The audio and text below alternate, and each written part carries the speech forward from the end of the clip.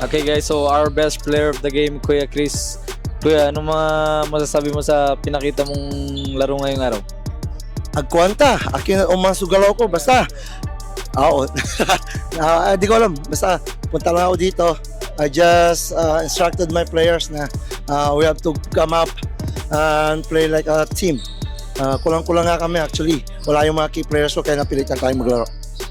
Parang magandang alak yung ininom natin kagabi kasi nagagawa niyo yung mga one-legged 3 points Hindi naman alak, siyempre sikreto si Mrs. lang yun. But anyway, hindi, ano lang yun, practice lang.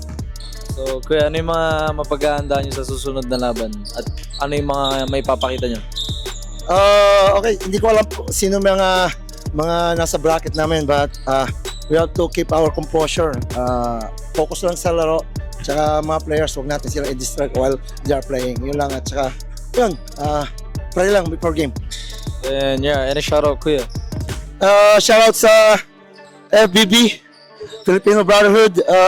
Keep supporting this league. Shout out to my league, Enable.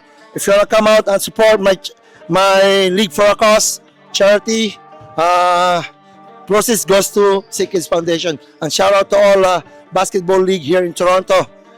SBBL, WBL, 7-10, M5, All-Star, Nobat, lahat na. Supportahan nyo sila hanggat maaari.